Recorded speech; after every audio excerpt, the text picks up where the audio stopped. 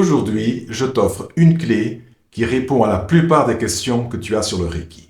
Je vais même t'offrir 2 clés.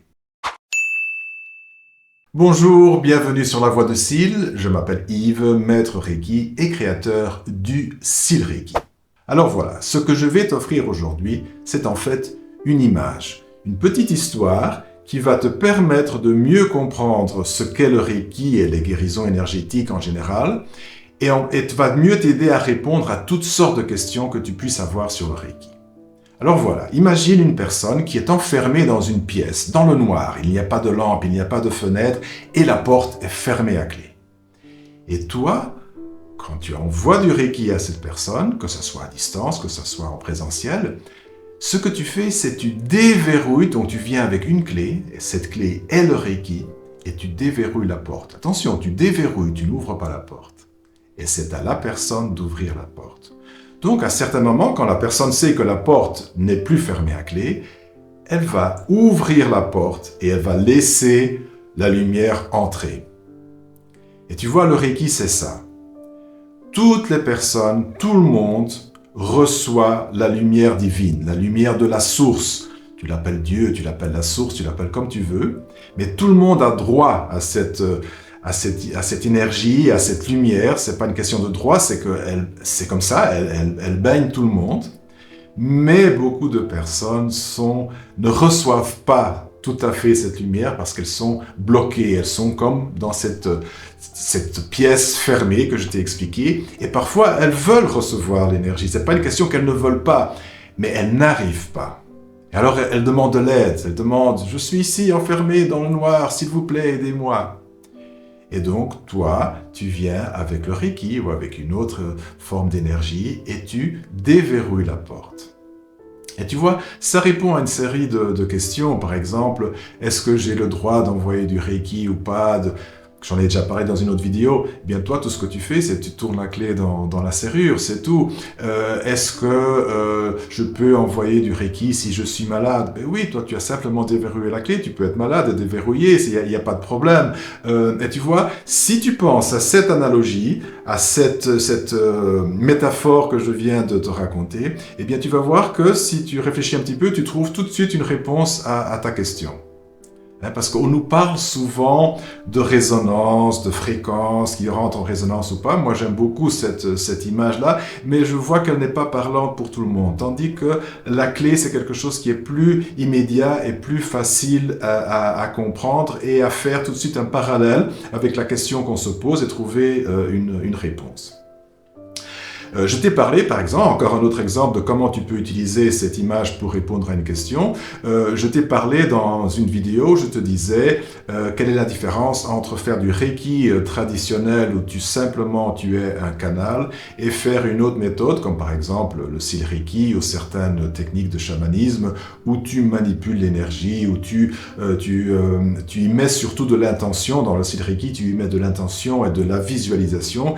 Quelle est la différence? Eh bien, on reprend cette métaphore de la chambre et de la clé. Quand tu fais du Reiki traditionnel, ce que tu fais, c'est tu tournes la clé dans la serrure et puis tu t'en vas.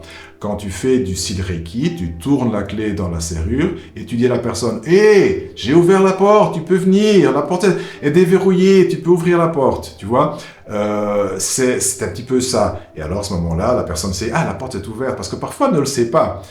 Donc tu vois, évidemment, tu ne lui parles pas directement. Je ne parle pas de dire à ton client « j'ai déverrouillé la porte », c'est pas ça. C'est pas avec des mots, c'est énergétique. D'ailleurs, si tu le fais à un chien ou à un chat ou à un bébé, tu ne parles pas avec des mots. Donc « j'ai ouvert la porte », c'est simplement énergétiquement parlant, tu envoies ce message à la personne à qui tu as envoyé du Reiki. Alors, je te parlais d'une deuxième clé.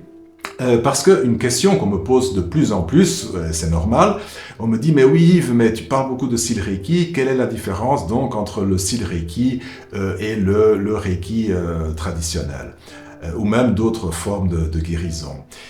Et la grande différence, c'est que quand je te fais une initiation Sil Reiki, en fait, je t'offre une deuxième clé. Donc, je t'offre une clé. Et à ce moment-là, ce n'est plus une image de clé, c'est vraiment une clé, mais énergétique, car je t'offre ton symbole personnel. Donc c'est un symbole unique que je reçois par canalisation, et ce symbole, c'est une image de la fréquence de ton âme, c'est une représentation graphique, c'est un symbole qui entre en résonance avec toi et seulement avec toi.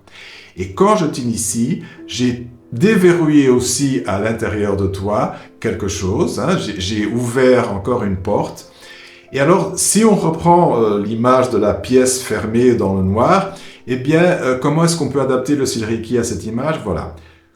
Imagine que donc cette personne est dans le noir, elle est enfermée, et quand tu viens avec le Reiki traditionnel, tu as déverrouillé la porte, la personne peut ouvrir la porte et laisser rentrer la lumière, mais le plus souvent, il y a encore un voile, tu sais, un rideau très très fin devant la porte. Donc, la lumière passe parce que le rideau est très fin, mais ce n'est pas toute la lumière qui passe. Pourquoi? Parce qu'il y a encore certaines fréquences que la personne n'est pas en résonance avec elle, donc des fréquences plus élevées, et qui, en ce moment où nous sommes en train d'entrer dans cette 5e dimension dont on parle tellement, il y a de plus en plus de fréquences plus élevées qui nous arrivent, et il serait bon qu'on entre en résonance avec elles. Et c'est exactement ça que le style Reiki fait.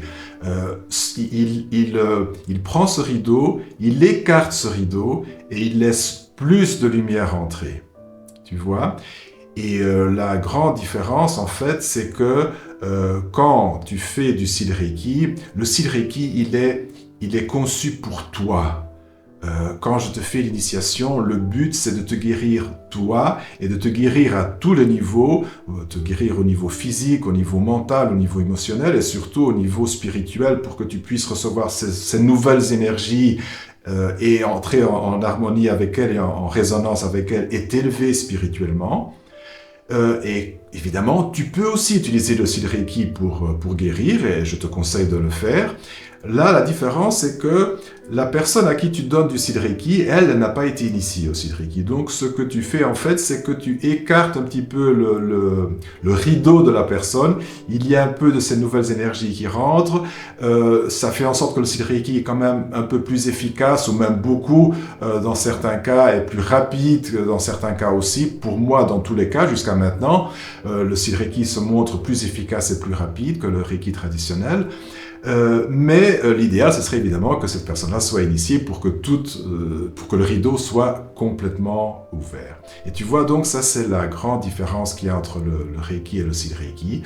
Moi, mon rôle, c'est d'initier plutôt que de guérir, parce que je suis appelé à ça, c'est l'information que je reçois d'en haut, c'est que mon but est d'initier, d'aider les personnes donc à ouvrir cette clé, de leur offrir cette clé pour qu'elles puissent être réceptives à d'autres formes d'énergie plus hautes. Pourquoi? Eh bien, pour aider cet éveil collectif qui est en train de se passer en ce moment pour toute l'humanité. Merci de m'avoir écouté et on se retrouve bientôt.